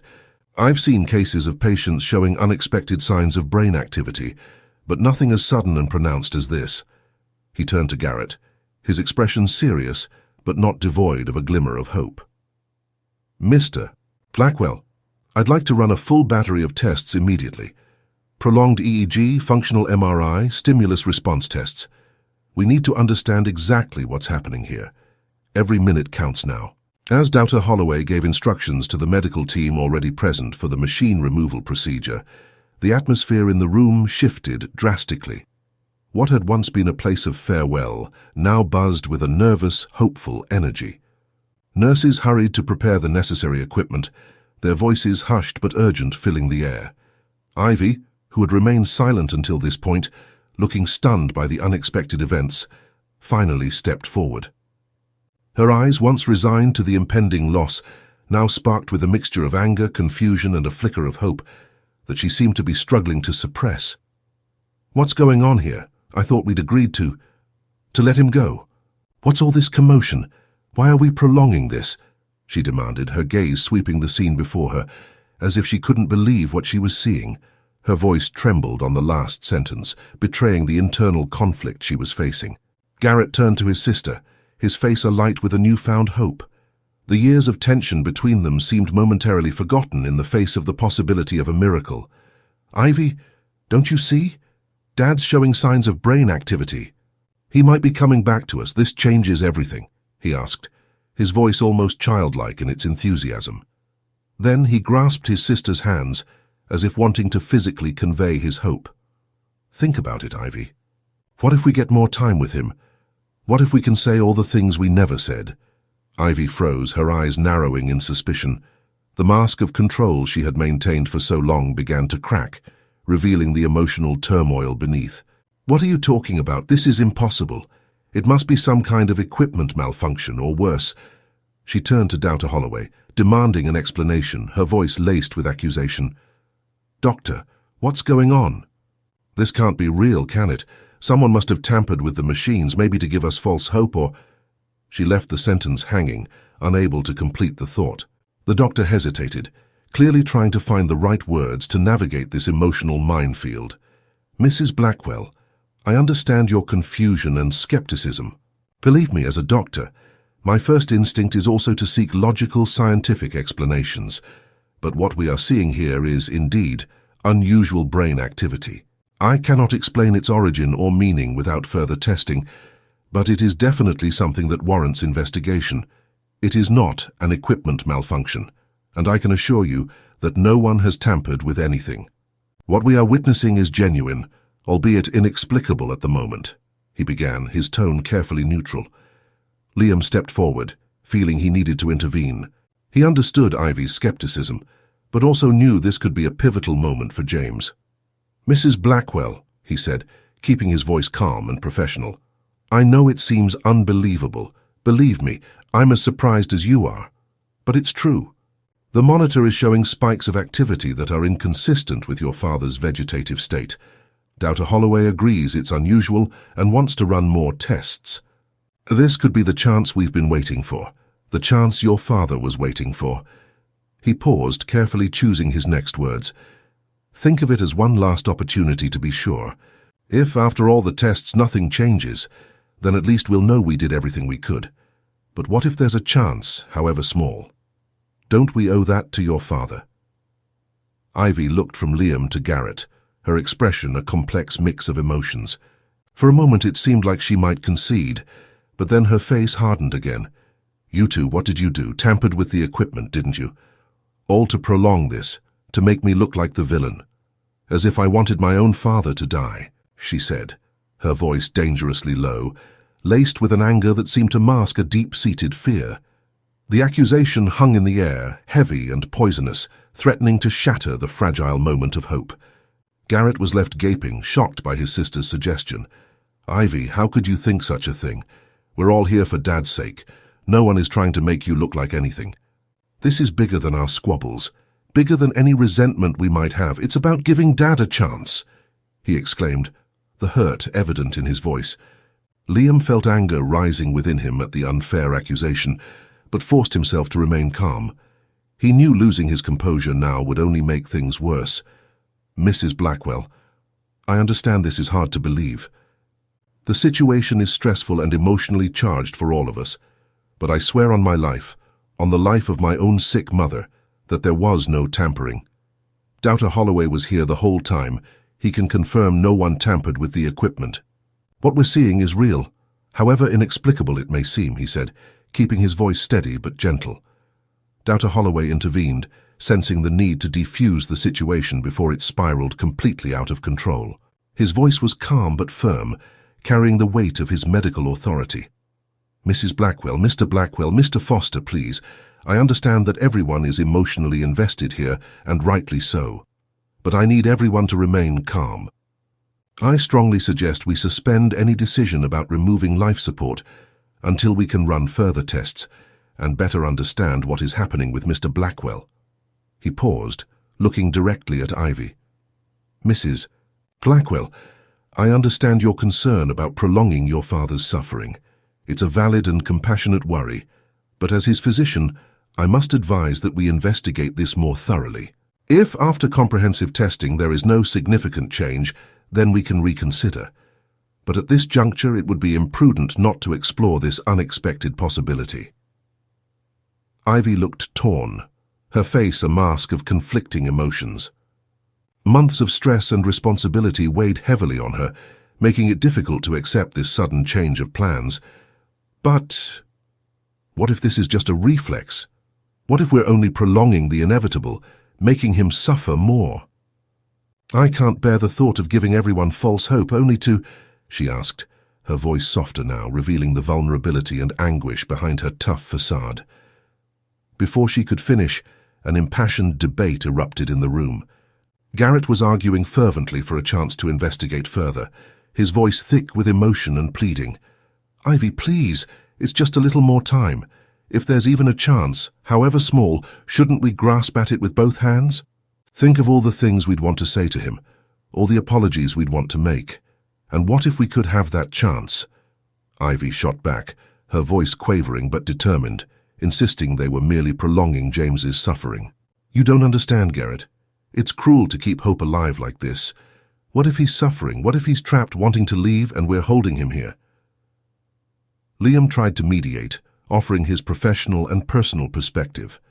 "As a nurse, I've seen patients defy the odds with unexpected recoveries, and as someone who also has a sick loved one, I understand the fear of clinging to false hope. But I also know the regret of not having tried everything is something that can haunt you forever.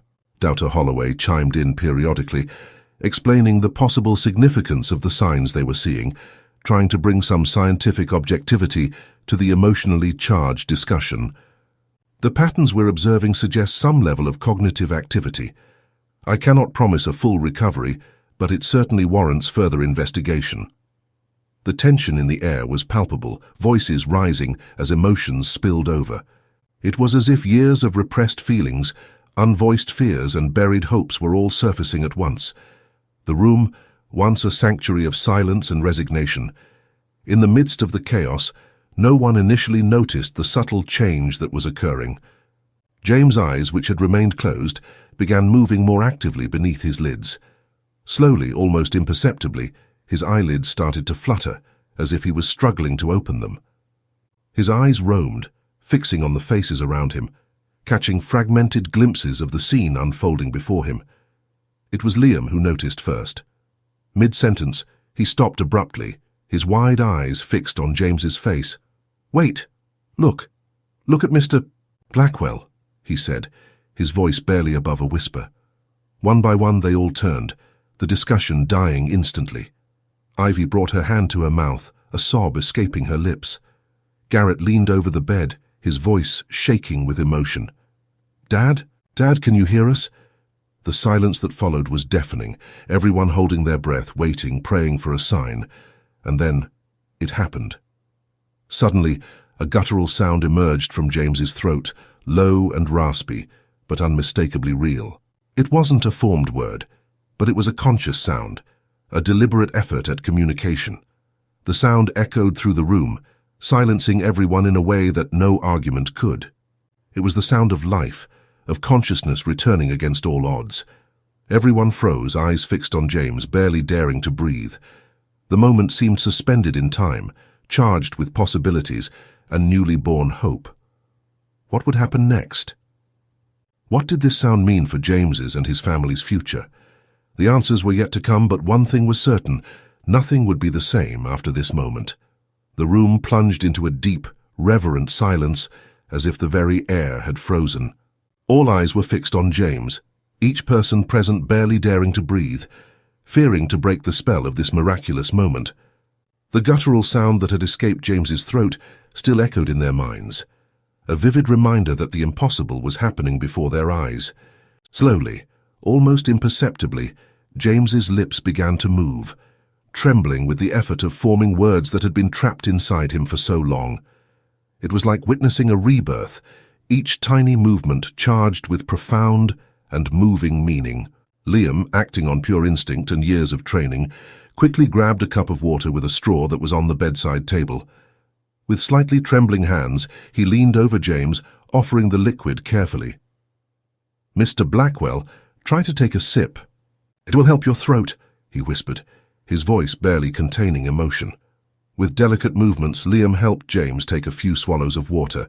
Each gulp felt like a victory, one more step toward the impossible.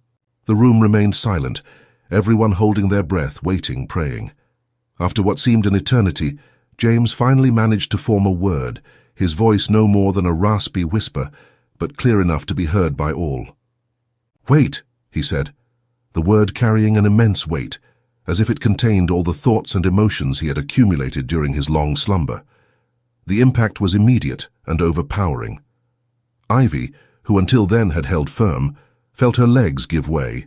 She sank to her knees beside the bed, a sob escaping her lips, years of control and composure crumbling in an instant. "Dad, you're here. You're really here," she managed to say through tears.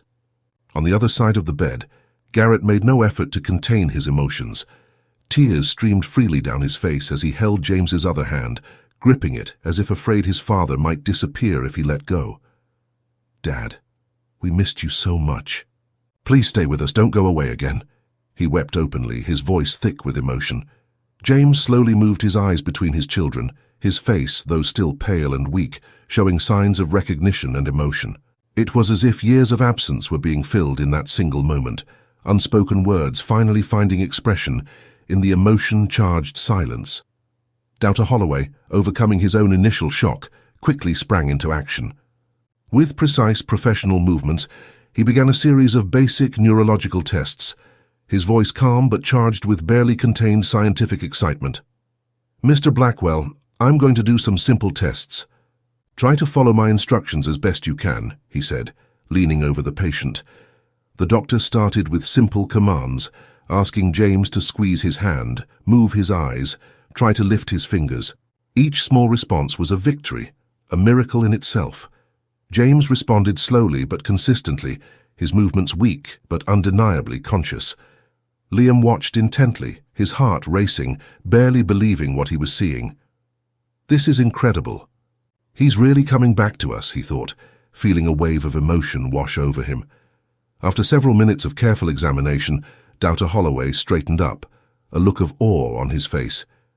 He turned to the family and to Liam, his voice charged with amazement and professional respect. "It is with great joy and, I admit, some astonishment that I can declare Mr. Blackwell is no longer in a vegetative state. Though he is still very debilitated and we have a long road ahead, he is definitely conscious and responsive." The impact of those words was like a wave crashing through the room. Ivy let out a sob of relief, burying her face in her hands. Garrett laughed and cried at the same time, an expression of pure joy on his face. Liam felt his own tears begin to fall, the enormity of the moment finally hitting him. Ivy, still kneeling beside the bed, raised her face, her eyes red but glowing with an emotion beyond words. She looked at the doctor, then at Liam, and finally back at her father. Her voice shook as she spoke, the words coming out in bursts. I need a moment, alone with my father, please." She looked at Garrett, a silent plea in her eyes. "Just a moment, brother. I need to say some things." Garrett nodded, understanding. He leaned down, softly kissing his father's forehead before rising. "We'll be right outside, Dad. We're not going anywhere." Dr. Holloway gently ushered Liam and Garrett out of the room, leaving Ivy alone with James. In the hallway, the doctor turned to face the two men, his face a mixture of admiration and professional respect. He placed a hand on Liam's shoulder, his grip firm and warm. "Mr. Foster," he began, his voice laden with emotion, "I must congratulate you. Your perseverance, your unwavering faith in Mr. Blackwell was nothing short of extraordinary." The doctor paused, as if carefully choosing his next words. "In all my years of medical practice, I have rarely seen such dedication and insight. You did not merely tend to Mr. Blackwell's physical form, but nurtured his very soul, keeping the flame of hope alive when all others were ready to give up." Dr. Holloway continued, his voice growing more impassioned as he spoke. "What you have done goes beyond the call of duty for a nurse. You have demonstrated a courage and compassion that are rare in this world. You faced skepticism, risked your career, all because you believed there was more hope than the eyes could see. That is the true essence of care, Mr. Foster. It is seeing the potential for healing even in the most desperate of situations, hearing the whisper of life when all others hear only silence." The doctor paused, his eyes glistening with contained emotion. "You have not only saved Mr. Blackwell's life but given this family a second chance, a chance at healing, reconciliation, to say all the things left unsaid for far too long." Dr. Holloway's words continued to flow, each one striking a deep chord within Liam. "Your dedication reminds us why we chose this profession in the first place. It is not merely about science and procedures, but about compassion, empathy, and an unwavering belief in the human potential for healing. You have embodied those ideals in a way that will inspire not only me, but all who hear this extraordinary story." The doctor gripped Liam's shoulder once more, his gaze intense and sincere. "Young man, you have a rare gift. A gift that goes beyond medical knowledge. It is the capacity to see the humanity in every patient, to fight for them when all others have given up. Never lose that quality, Mr. Foster. It is what makes you not just an excellent nurse, but an extraordinary human being." Liam was momentarily rendered speechless, overwhelmed by emotion and the weight of Dr. Holloway's praise. He felt the warmth of pride and accomplishment spreading through his chest, mingled with profound humility. "Doctor, he began, his voice trembling. "I only did what I believed was right. I could not give up on Mr. Blackwell, not when I sensed there was still hope." Garrett, who had stood silently listening, stepped forward, tears still glistening in his eyes. "Liam," he said, his voice thick with gratitude, "there are no words enough to thank you for what you've done for our family. You've given us our father back." Before Liam could respond, a sudden cry echoed down the hallway from James's room. The sound was a mixture of shock and emotion, so intense it made everyone freeze for a moment. Without hesitation, Liam, Garrett, and Doubter Holloway rushed back into the room, their hearts racing with fear and anticipation. What they found upon entering left them paralyzed with astonishment. Ivy was embracing James, her body racked with uncontrollable sobs. But these were not sobs of grief or despair. They were sobs of relief, of months of pent-up emotions finally finding release. Most astonishing, however, was James. With weak but undeniably conscious movements, he was stroking Ivy's hair. His hand trembled with the effort, but the gesture was clear and deliberate. It was a father comforting his daughter, an act so simple yet profoundly meaningful after so many months of stillness. Liam felt his throat constrict with emotion, tears once more threatening to spill. He looked to Garrett, seeing the same awe and joy reflected in his eyes. Doubter Holloway, ever the professional, quickly moved to check James's vital signs, but even he could not hide the smile of wonder on his face. In that moment, as he witnessed the scene unfolding before him, Liam felt something shift within himself. All the struggle, all the uncertainty and fear of the past weeks seemed worth it for this single moment of pure human connection. He had not only saved a life but helped reunite a family. Doubter Holloway's words echoed in his mind, reminding him of the power of compassion and perseverance. "This," Liam thought, his heart swelling with emotion, "this is why I became a nurse, for moments like these." In the days that followed James Blackwell's miraculous awakening, the hospital room that had once been a place of silence and resignation transformed into a hub of constant activity and renewed hope. James's recovery was slow, but each small progress was celebrated as a monumental victory. Liam, now a constant and welcome presence, watched with awe and a touch of professional pride as James fought to regain control of his body and voice. The first words were difficult, coming out halting and raspy, but imbued with a fierce determination. "I was here all the time." James managed to utter on one particularly emotional afternoon, his eyes fixed on Ivy and Garrett. The revelation struck them all like a thunderbolt, the realization of what James had experienced during those long months, leaving them stunned and emotional. Ivy, in particular, seemed deeply affected by her father's revelation. The mask of efficiency and coldness she had maintained for so long began to visibly crumble. One afternoon, as Liam was adjusting James's medications, she pulled him aside, her eyes glistening with unshed tears. "Mr. Foster." "Liam, I need to apologize. My behavior, my stubbornness, I was so wrong," she began, her voice trembling slightly. Liam was surprised by Ivy's sudden vulnerability, but maintained a compassionate expression. "Mrs. Blackwell, you were just trying to protect your father and your family," he replied softly. Ivy shook her head, a sad smile on her lips. "No, I was protecting myself. From fear, from pain, from the possibility of losing everything." Ivy's transformation was not limited to Liam. In a gesture that surprised everyone, she sought out Garrett, extending a hand of reconciliation. "Brother, forgive me. I should have listened to you. I should have given hope a chance," she said, her voice laden with emotion. Garrett, momentarily stunned, quickly pulled Ivy into a tight embrace. "There is nothing to forgive, Ivy. We are in this together, as we always should have been," he murmured, his voice choked up. Liam watched the scene with a smile, feeling that he was witnessing not just James's recovery, but the rebirth of an entire family. James, though still frail, seemed to gain strength with each passing day. His determination to recover was matched only by his desire to see his children reunited once more. On one memorable afternoon, he managed to gather enough strength to speak for a longer period, his voice still raspy but full of fatherly authority. "Ivy, Garrett," he called, gesturing for them to approach the bed. "You are my legacy. More important than any business." He paused, taking a deep breath before continuing. "Promised, you will work together, as a family." The siblings exchanged a look, years of rivalry and resentment melting away in the face of their father's words. "We promise, Dad," they said in unison, their hands intertwining over James's.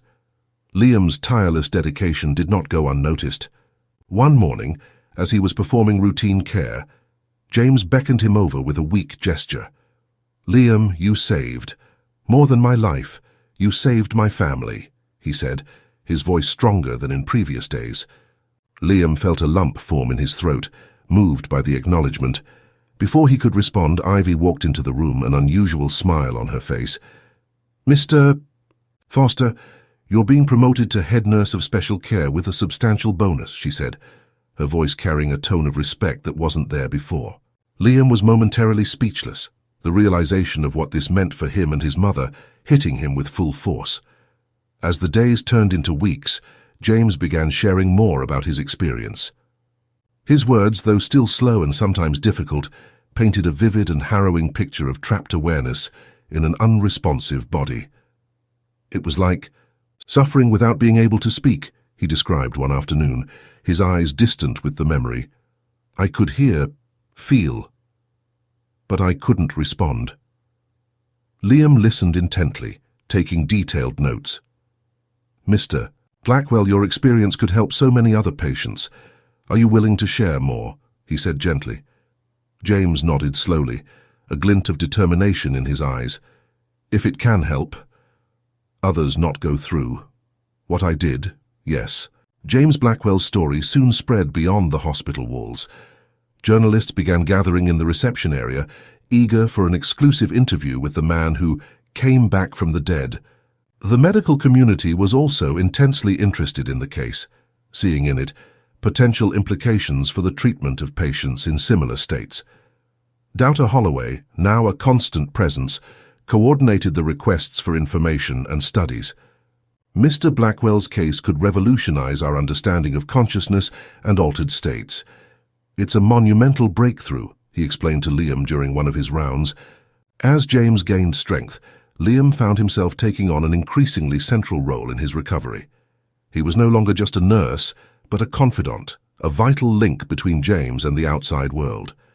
"Liam," James called him one afternoon, his voice stronger than ever, "I want you to continue being my personal nurse throughout the entire recovery." Liam felt a wave of pride and responsibility wash over him. "It would be an honor, Mr. Blackwell. I'll be here every step of the way," he replied, his voice thick with emotion. Weeks turned into months, and with each passing day, James made remarkable progress. His speech became clearer, his movements more coordinated. The intensive physiotherapy, combined with his own iron determination, began to bear visible fruit. On one particularly memorable day, James managed to stand for a few seconds, supported by Liam and Garrett.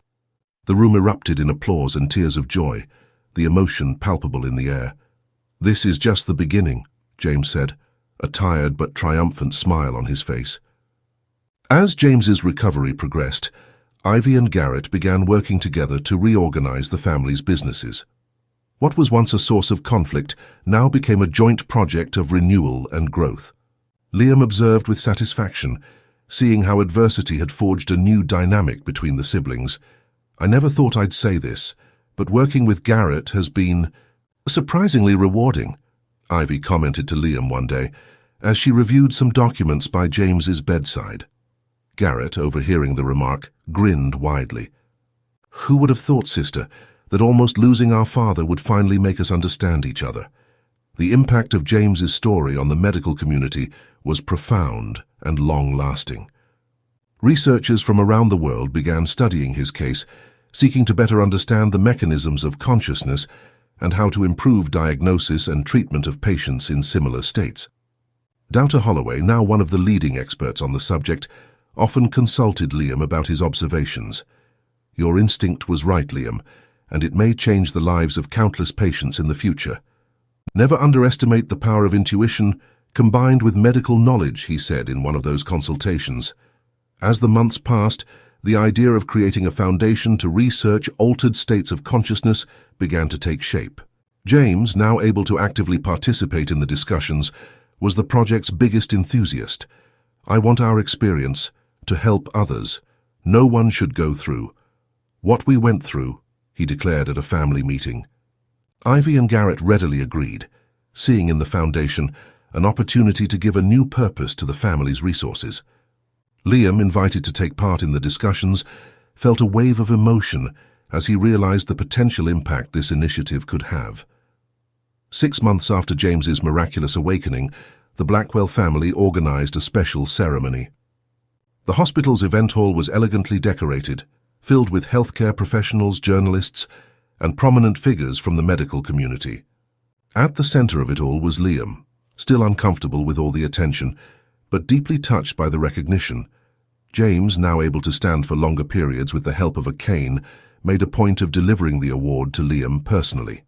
"This young man not only saved my life but gave me back my family.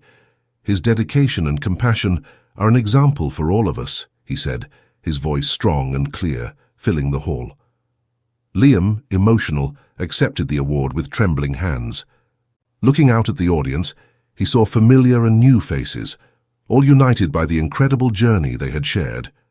His mother was there, healthy and radiant, thanks to the treatment Liam's bonus had made possible. Ivy and Garrett stood side by side, their genuine smiles reflecting the new harmony in their relationship. Dr. Holloway nodded encouragingly, a gleam of pride in his eyes. "Thank you. This award is not just mine. It belongs to all of us who never lost hope, who believed in the power of compassion and perseverance," Liam began, his voice choked with emotion. As Liam concluded his speech, announcing his decision to continue his studies to specialize in cases of altered consciousness, he felt a profound sense of purpose and fulfillment. The journey that had begun with a simple act of faith and compassion had evolved into something much greater.